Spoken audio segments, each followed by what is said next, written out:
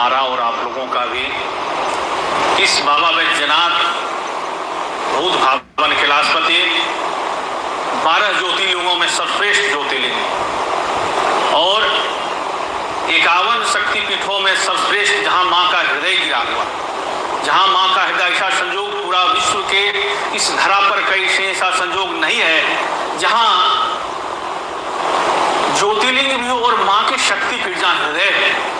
कहते हैं आप मेरे हृदय में विराजमान करते हैं प्रभु महाराज, आप मेरे हृदय में विराजमान कर रहे हैं गुरु, आप मेरे हृदय में विराजमान हैं। वैसे पावन परा धरती, और जिस धरती पर ब्रह्म सदगुरुदेव ने ऐसी साधना की और उस साधना से इसका नाम ही साधना आश्रम हो गया। ओहो, इतने सरल संत, स्वामी जी के दर्शन तो हमारे नहीं हुए, लेकिन सभी संत बताते थे कि संत के जो गुण होते हैं, संत मतलब 100 मतलब सरल, 9 मतलब निर्मल, तो मतलब त्याग की भावना हो, तारने की क्षमता हो, उसे ही संत कहते हैं। वैसा ही सब कुछ भावना सदगुरुदेव में था और संत सरल थे। कोई भी आए जाए मिले, खुद ही करते, भोजन कराते, खुद ही जल पिलाते, खुद ही सेवा करते, निर्मल मन में जो वही बाहर में, अंदर कुछ बाहर कुछ और करते कुछ और, ऐसा नहीं। तो से त्याग की भावना, तब उन्होंने यहाँ कुछ भी ऐसा नहीं किया कि बड़े बड़े महल बना दें, चाहते तो क्या से क्या हो जाता, लेकिन कभी ऐसी विचार नहीं रही, त्याग की भावना रही, जिसने जो कहा वही ठीक है। ऐसे साधना भूमि पर हम लोग बैठ के आज चिंतन कर रहे हैं सभी संतों की मुखारविंद से। अभी स्वामी जी ने बहुत बढ़िया कहा, 1 दुकान 2 दुकान, यहाँ तो समझो आज के समय में मॉल ही आ गया है, जो मर्जी पाओ, जितना मर्जी ले जाओ, लेकिन आपकी झोली जितनी बड़ी हो तुम ले जाओ। ऐसे सभी संत चरणों के मैं दास बार बार कोटि कोटि दंडवत प्रणाम करता है।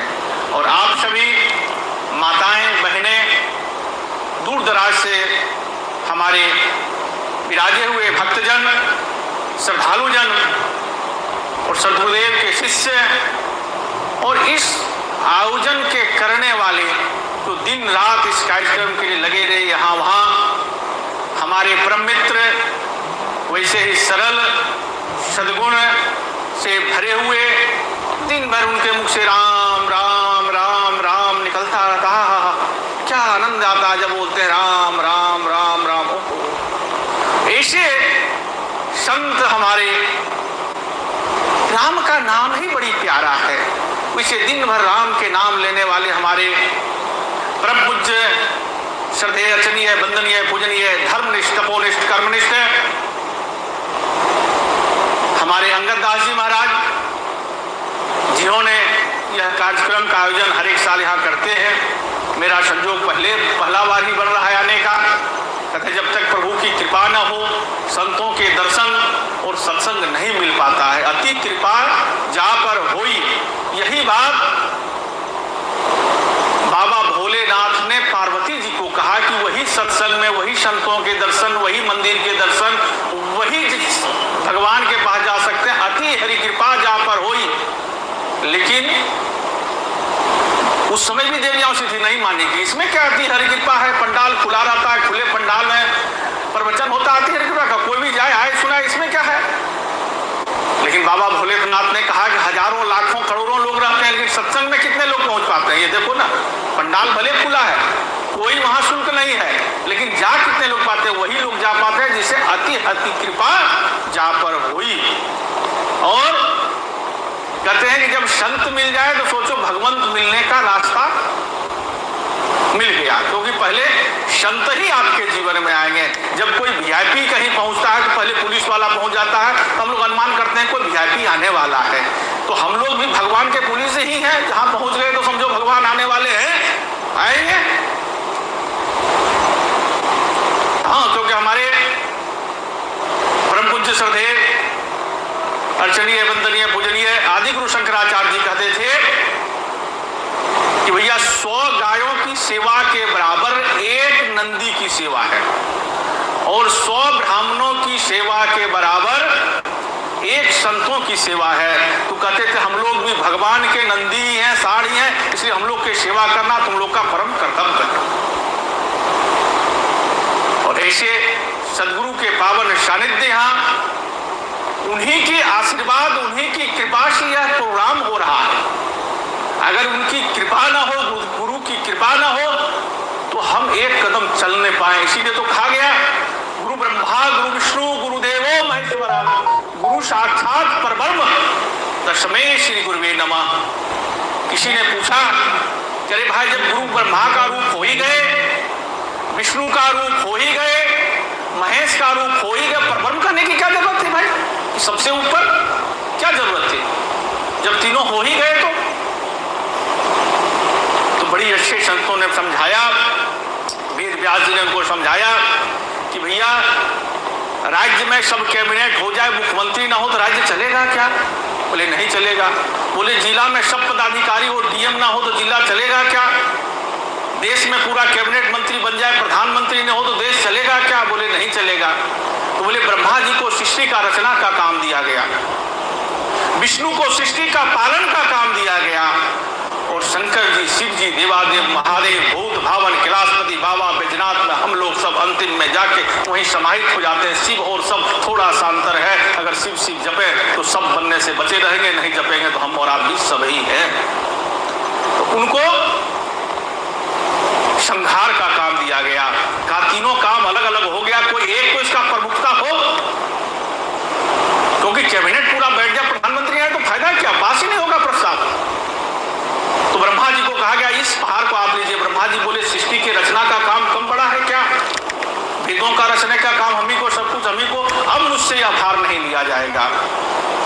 सभी लोग नारायण विष्णु भगवान के पास पहुंचे, कोई भगवान सब कुछ तो हो गया, लेकिन इस भार को आप लीजिए, प्रधानमंत्री का जो भार है परब्रह्म का, वो आप लीजिए। विष्णु जी ने कहा कि ना ना ना, सबसे बड़ा काम पालन का है। घर का जो मालिक है उसको कभी अंदर झांक के देखो, वह कभी छुट्टी नहीं ले सकता कि आज खाने की व्यवस्था नहीं करूंगा, आज मैं छुट्टी ले रहा हूं, आज मैं बीमार हूं। कर्ज ले, कुछ भी करे, वह व्यवस्था घर का करेगा, उसकी व्यवस्था हो या ना हो, पालन का काम सबसे बड़ा होता है। और घर की डांट भी सबसे ज्यादा वही खाता है जो घर की सारी व्यवस्था बना रहा है। जब भी पूछो दूसरी, आपने ये नहीं किया, आपने ये किया, हमको मोबाइल ये लेना था, आपने ये ले आया, अरे उसकी मजबूरी तो देखो कि उसके पास व्यवस्था क्या है।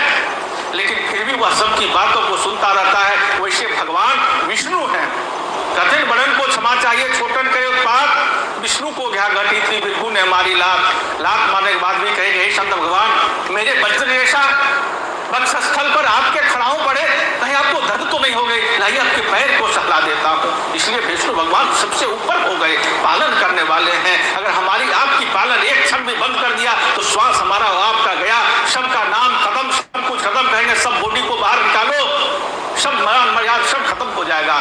वैसे हमारे विष्णु भगवान ने मना कर दिया कि मैं कैसे कर सकता हूँ, मेरे पास तो आप लोगों ने सबसे बड़ा काम दे दिया है। सब एक साथ होके कैलाश पहुंचे, भूत भावन कैलाशपति के चरणों में प्रणाम किया कि आप तो देवों के देव महादेव ऐसे ही, आप तो महामंत्री ऐसे ही, आप तो प्रधानमंत्री ऐसे, सबसे बड़े आप ही है। जब विष निकला तो आपने ही पान किया, जब भी घोर संकट आया आपने ही सबको समझाया। अब एक पद आपको लेना पड़ेगा। बोले क्या? बोलिए परब्रह्म का काम। बोले नहीं, ये काम मैं नहीं ले सकता। कब पता राम राम जपो और समाधि में चला जाऊं तब कौन करेगा? मना कर दिया कि मेरा कोई ठिकाना नहीं। जब किसी ने यह भाग लेने से मना कर दिया तो सब विचित हो गए कि कैसे चलेगा संसार।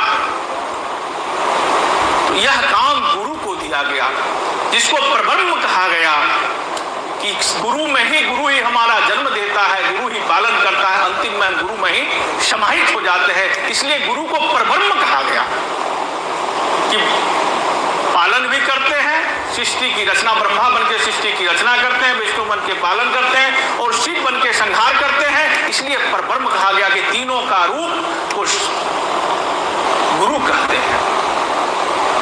गुरु को परब्रह्म इसलिए कहा गया कि आप मंदिर जाएं, साफ सुथरे नहीं हैं, आप गंदे हैं, आपका आचरण ठीक नहीं है, तो पुजारी जी मना कर देंगे। और भगवान ने कहा कि निर्मल जन मन सो मोहि पावा, कपट छल छिद्र मोहि न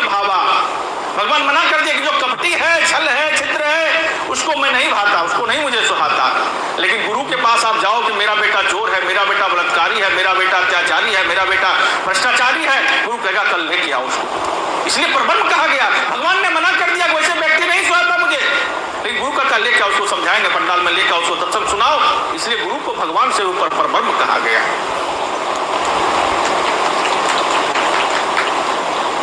अब आती है कि गुरु, सतगुरु और सदगुरु तीन शब्द हैं। गुरु किसे कहते हैं, सतगुरु किसे कहते हैं और सदगुरु किसे कहते हैं। गुरु का मतलब जो हमें अंधकार से प्रकाश की ओर ले जाए। कोई भी हो सकता है, मान लीजिए आप कहीं से आ रहे हैं, जिसने रास्ता बता दिया वह भी आपका गुरु है, जिसने हमको पढ़ाया लिखाया कुछ ज्ञान दिया वह भी गुरु है, हमारा माता पिता भी गुरु है, या रास्ते में अनेक गुरु होते हैं जो भी हमें रास्ते से भटक रहे रास्ता दिखा दिया वह गुरु होता है। सतगुरु जिसने सत्य को जाना हो, सत्य को पहचाना हो और अंत में सत्य का ही हो गया हो, सत्य का मतलब ब्रह्म, जिसने ब्रह्म को जाना हो, ब्रह्म को पहचाना हो और ब्रह्म का ही हो गया है, उसे ही सतगुरु कहते हैं। जो यहाँ से दिल्ली जाने का रास्ता देखा होगा वही आपको दिल्ली ले जा सकता है, जो देखा ही नहीं वह कैसे ले जा सकता है। वैसे सतगुरु जो सत्य को जाना, जिसे ब्रह्म को जाना, ब्रह्म को पहचाना, तो अंतिम में ब्रह्म का ही हो गया, उसे सतगुरु कहते हैं। और सदगुरु जिनसे हम दीक्षा लेते हैं, सदगुरु एक ही अपने जीवन में होता है, जिनसे हम दीक्षा लेते हैं, माला लेते हैं, मंत्र लेते हैं, वह सदगुरु होते हैं। और जीवन में सदगुरु एक ही होता है। हालांकि आजकल अपने सुविधा अनुसार लोग बनाते रहते हैं। अभी मैं पंजाब में था तो एक ने अपने गुरु बनाए, तो मैंने पूछा कि भाई आपके पत्नी के गुरु तो वो है। बोले गुरु जी इनका पंजाब में आम आदमी पार्टी में बड़ी पकड़ है गुरु जी का, इसलिए इनको मैं अपना गुरु बना लिया कि सरकार में कोई काम फंसे तो गुरु जी करवा देंगे। और मान लिया हमारे गुरु, हमारे पत्नी गुरु जी नहीं आ पाए तो मेरे गुरु जी कार्यक्रम में आ जाएंगे। हालांकि पति पत्नी का एक ही गुरु होना चाहिए, लेकिन आजकल सुविधा अनुसार गुरु बनाते हैं। कई लोगों को मैं देखा, जब उनके नाम बड़े हो गए तो उन्होंने अपने गुरु जी को बदल के शंकराचार्य गुरु बना लिया। मैंने कहा क्या कर रहे हो भाई, आपके गुरु जी वो थे, आज आपका नाम गुरु जी से ज्यादा हो गया, इसके मतलब आप गुरु बदल दोगे क्या, पिता बदल दोगे? आजकल किसी को पिता बदलते देखा क्या? तो आप पिता ही बदल रहे हो, बताओ। लोग कहते हैं एक बाप का बेटा नहीं, और आप अपने ही बदल रहे हो। अब प्रश्न उठता है, क्या गुरु जी से मंत्र और माला ले लें तो क्या हमारा कुछ चमत्कार या हमारा कुछ हो जाएगा? हम तो वही कर रहे हैं, कल भी झूठ बोलते थे, कल भी बेईमानी करते थे, कल भी उनके प्रति घृणा था, द्वेष था, सब कुछ था। तो क्या कुछ बदलाव हो सकता है केवल मंत्र माला किसी गुरु से ले लें तो? हम तो नहीं बदले, केवल माला बदल गया। दो दोस्त थे, दोस्त का मतलब जहां दो का अस्प हो जाए उसे दोस्त कहते हैं। माने एक हो जाए, एक के सुख से सुखी, दूसरे के दुख से दुखी, तभी दोस्त। ये नहीं कि बस आपके धन लेने के लिए दोस्ती, आपका समस्या आया मोबाइल बंद। दोस्त का मतलब जहां दो दोस्त के साथ दूध और पानी के जैसा अगर हो दोस्ती, तभी दोस्त। जैसे आप जल को अगर दूध में मिला दें तो दूध उनको अपना रंग दे देता है, अपना रूप दे देता है, अपना कीमत दे देता है। उसी कीमत में वह जल भी बिक जाता है। अगर 60 रुपए लीटर दूध है तो 60 रुपए लीटर वह पानी मिलाया हुआ पानी भी बिक जाता है। ऐसी दोस्ती का अपना रंग रूप तुरंत दे देता है, वो मिलते हैं। लेकिन अगर इसने अपना फर्ज निभाया तो क्या जल ने अपना फर्ज निभाता है? जल भी निभाता है। जब आप दूध को गर्म करते हैं, माता बहनें बढ़िया समझेंगे, जब दूध को गर्म करते हैं तो पहले पानी जलता है। वह कहता है कि दूध तूने अपना रंग रूप कीमत मुझे दिया है, जब तक मेरे अंदर प्राण है तेरे ऊपर आंच नहीं आने दूंगा मैं। ऐसी दोस्ती, वह पानी जलता है पहले, जल जो है, जो मिला हुआ जल है वह जलता है। और जब अंतिम देखता मेरा कोई उपाय नहीं बचा तो वह उफन के उस आग को भी बुझाना चाहता है कि आग को बुझा दूंगा, मर जाऊंगा, लेकिन जब तक मेरे शरीर में जान है तो तुझे जलने नहीं दूंगा। तो दोस्ती कैसा हो? दूध और पानी के जैसा। तो दो दोस्त थे, दोनों में पढ़ने में बहुत बढ़िया थे, लेकिन प्रभु की कृपा ऐसी हुई कि एक का पढ़ते पढ़ते उनकी आंख की दोनों दृष्टि चली गई, वह आंख से अंधा हो गया। और एक जो दोस्त था वह पढ़ते पढ़ते यहाँ से विदेश चला गया, बड़ी उच्च कोटि की पढ़ाई करके लौटा। उस दोस्त को पता चला कि मेरा दोस्त आया है, तो जो अंधा दोस्त था वह मिलने के लिए उस दोस्त के पास गया जो विदेश से पढ़ कर के आया था, और बहुत दिन के बाद मिले थे, तो बातें करते करते कब रात हो गई पता ही नहीं चला, और सुख का समय पता नहीं चलता कब गुजर जाता है, दुख का समय गुजरता ही नहीं है। और दोनों, बहुत रात्रि हो गई थी, जो अंधा मित्र था वो कहा कि दोस्त अब मैं चलता हूँ। उसने कहा कि अभी तो रात्रि हो गई है, सुबह हो जाने दो तब जाना, उजाला हो जाने दो। उसने कहा मेरे दोस्त, मेरे जीवन का उजाला तो कब चला गया, सूर्य की प्रकाश भी मुझे उजाला नहीं दिखा सकता, तो यह अंधकार मेरे लिए तो जीवन भी अंधकार आ गया। उसने कहा नहीं मैं जाता हूँ। दोस्त ने कहा नहीं रुको, सुबह जाना। दोनों में बड़ी वार्तालाप होने लगी। जब नहीं माने तो उसने कहा रुको, एक हाथ में एक लालटेन ला के दिया कि लो इसे हाथ में लेकर के चला जाना। जो अंधा दोस्त था उससे माथा पीट लिया कि अरे तुमने चाचा का तो सब पैसा ही बर्बाद कर दिया, इतना तुम पढ़ के आए, तुम्हें यह नहीं पता कि सूर्य की रोशनी मुझे दिखाई नहीं देते, इसे यह लालटेन क्या दिखाई देगा मुझे, बताओ। उस दोस्त ने कहा तो कोई भी कर सकता है, लेकिन वह जो पढ़ा लिखा दोस्त था उसने जो कहा वह सुनने लोगों की बात है। उसने कहा कि दोस्त तुझे तो नहीं दिखाई देगा, लेकिन रास्ते से जिसकी आंख है ना वह देख लेगा कि कोई व्यक्ति आ रहा है और तुम रात्रि के ठोकर से बच जाओगे। तो यह मंत्र और माला जो गुरु का है, यह समझो उसी प्रकार की लालटेन है कि गुरुदेव तुम्हारे हाथ में वह लालटेन थमा देते हैं मंत्र और माला के रूप में कि तुम तो परमात्मा को नहीं देख पाओगे, लेकिन यह गुरु का साधना है जिस कृपा से परमात्मा तुमको कभी न कभी देख लेंगे, क्योंकि वह गुरु की साधना है, वही माला है, वही आपको मंत्र दिया जाता है, वह साधना बटता है। आप जो पाप करते हैं वह गुरु को भी भोगना पड़ता है, इसे मंत्र माला लेने का मतलब नहीं है। इसीलिए कई संत हैं कि बड़े गिने चुने लोगों को मंत्र माला देते हैं, बड़ी शिष्य हैं, लेकिन किन्हीं को दीक्षा नहीं दिया पूरे जीवन में, क्योंकि आपने जो गलत किया है वह भोग उनको भी भोगना पड़ेगा। उन्होंने जो पुण्य किया उनका लाभ आपको मिलेगा। जैसे एक कंपनी में आपको डायरेक्टर बना दिया जाए तो कंपनी का कर्ज आप पे चढ़ जाता है, या कंपनी प्रॉफिट में, उसका प्रॉफिट का मालिक 1 मिनट में आप हो जाते हैं। उसे सदगुरुदेव के दीक्षा और मंत्र से आप उसके अधिकारी हो जाते हैं और आपके अधिकारी गुरु हो जाते हैं आपके पापों का। इसीलिए तो उनको मंत्र माला जप तप साधना हवन सब कुछ करना पड़ता है। जितने जितने भक्त बढ़ते जाते हैं उतने उतने गुरुओं की साधना बढ़ानी पड़ती है, उतने उतने माला बढ़ानी पड़ती है। इसीलिए तो कहते हैं कि साधु के पास होता है माला, आपके पास होता है माल, अगर दोनों मिल जाए तो क्या हो जाएगा, मालो माल।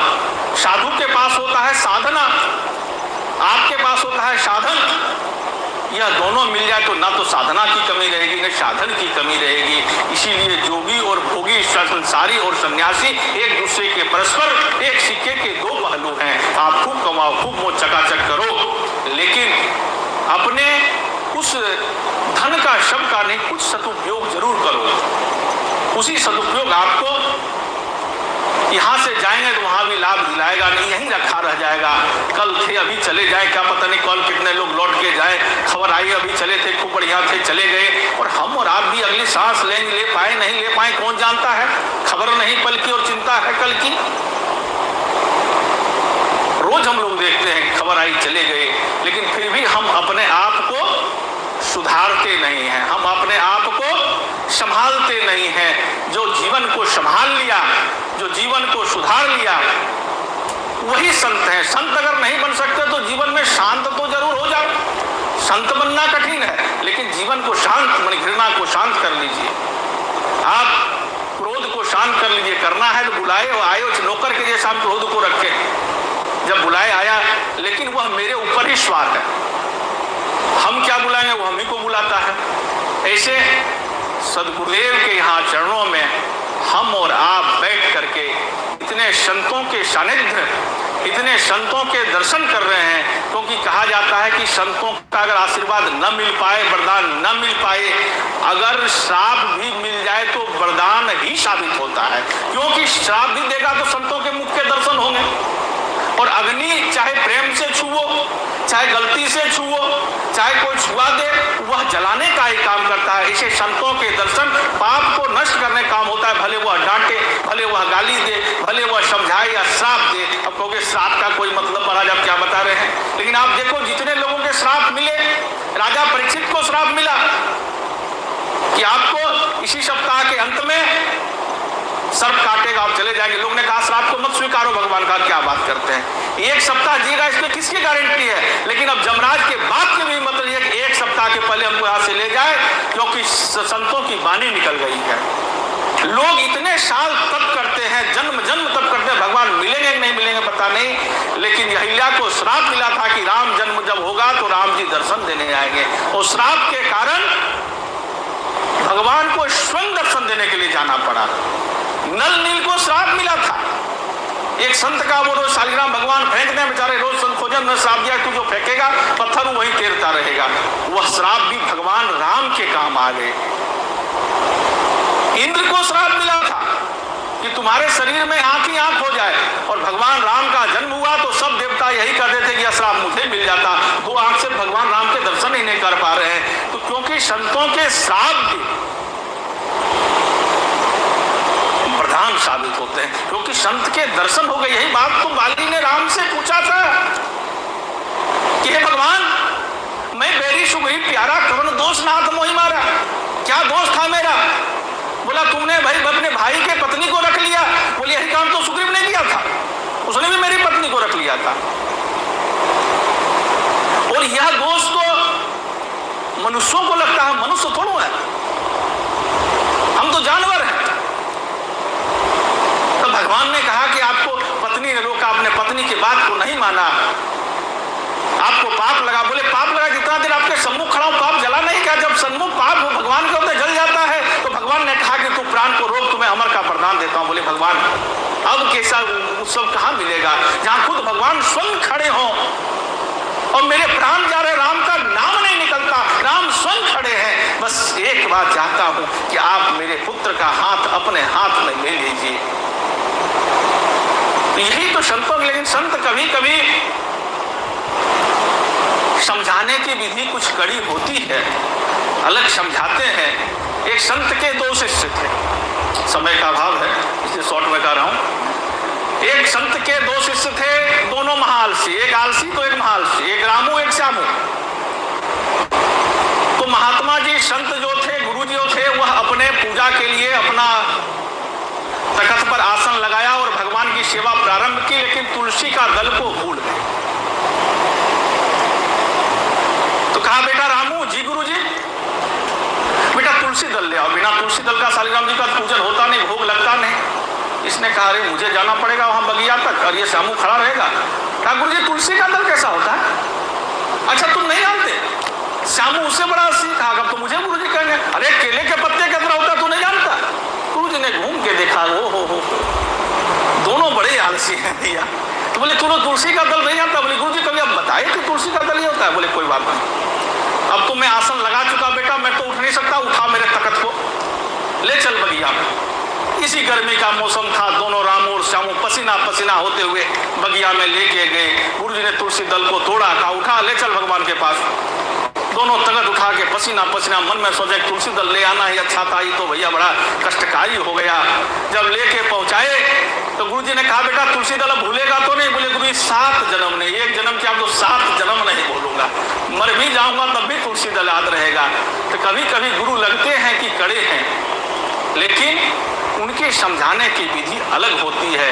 इशारा कर देते हैं, समझो न समझो हमारे और आपके विचारों की है। हाँ कभी कभी गुरु को भी चेला नहीं, गुरु नहीं गुरु घंटाल मिल जाता है। हाँ एक गुरु जी को एक चेला उनके शिष्य आया, गुरु जी दीक्षा दे दो, माला दे दो, ले लो बेटा। सज्जन थे, रहने लगे दोनों। लेकिन गुरु जी भी खाने में थे ठीक ठाक, और चेला तो उनसे भी ठीक ठाक था, क्योंकि कहा ही जाता हमारे यहाँ की काजू का रेट, सोने चांदी का वेट, आश्रम का गेट और कलकत्ते का सेट थोड़ा बड़ा ही हो तो अच्छा लगता है।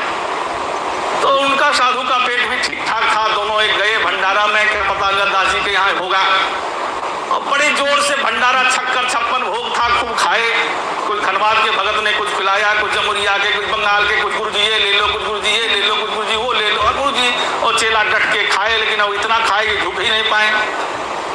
कहे चेला देखो बेटा खड़ा हूँ कहाँ है। बोले गुरु जी ऊपर ऊपर तो देख लिया, नीचे हो तो नहीं पता। अरे खड़ा हूँ तो नीचे ही होगा, लेकिन दोनों झुक नहीं पाए। किसी तरह से अपने आश्रम पहुंचे, छत पर बैठे, हल्का हल्का बारिश बारिश होने लगी, गाय बाहर में बंधी हुई थी, गाय भीगने लगी। बोला बेटा जा गाय को बंधन से मुक्त कर दे। बोला गुरुजी मैं अधर्मी, मैं पापी, आज तक अपने मुक्त नहीं हो पाया, मैं किसी को क्या बंधन से मुक्त करूंगा गुरुजी, जो आज तक अपने ही बंधन से मुक्त नहीं हुआ। ये तो आपके जैसा कोई ज्ञानी हो, आपके जैसा कोई संत हो, आपके जैसा कोई महंत हो, आपके जैसा कोई ज्ञानी हो, आपके जैसा कोई सदगुरु हो, वही किसी को बंधन से मुक्त करता है। गुरुजी समझ गए कि भाई ये चेला नहीं गुरुदेव मिला है। गुरुजी किसी तरह उतरे, गाय को बंधन से मुक्त किए। थोड़े देर के बाद दोनों अंदर बैठे। बोले बेटा देखो बारिश छूट गई क्या? बोले गुरुजी बाहर जा क्या देखना, बिल्ली भी बाहर से अंदर आई है, हाथ फेरो, अगर भीगा हुआ है तो बारिश हो रही है, अगर बिल्ली सूखी हुई है तो बारिश छूट गई, इसे बाहर जाने का काम क्या है? वाह वाह वाह वाह, तो भैया गुरु नहीं तो गुरु घंटाले मिला है। अब दोनों सोने लगे। बोले बेटा दीपक में घी कम है, कल भी जलाना है, जा दीपक को बुझा दे। गुरुजी आप तो कहते हैं, तुलसीदास जी कहते हैं मुंगहुआन कतहु ना कोई, अरे कौन दीपक कौन बाती, कौन नाती कौन पोता, यहाँ आंख बंद करिए, कहाँ दीपक कहाँ बाती। गुरुजी आपने ही तो समझाया है, आंख बंद करिए सो जाइए। गुरुजी कहे हे राम, ऐसा चेला भगवान किसी को नहीं दे। सुबह सुबह का समय हुआ, आप लोग जैसा भक्त सब आए, एक से एक मिठाई सब है, मालपुआ है, गुलाब जामुन है, दुनिया लेके कि आइए आइए महाराज जी भोग लगाइए। अंगददास जी ने भगवान के गुरुदेव के भोग लगाया। कहा चेला राम प्रसादी लोगे? बोले गुरुजी तीन बात आपका नहीं माना, अगर चौथा न मानो नरक ही जाना पड़ेगा, लाओ ये तो ले ही लेता हूं।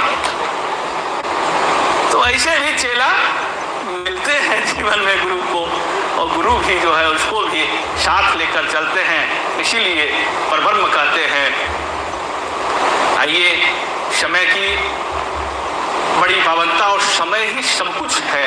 समय अगर एक बार निकल गया, एक पिताजी अपने पुत्र को नेपोलियन बोनापार्ट की कथन को समझा रहे थे कि जीवन दुनिया में कुछ भी असंभव नहीं है।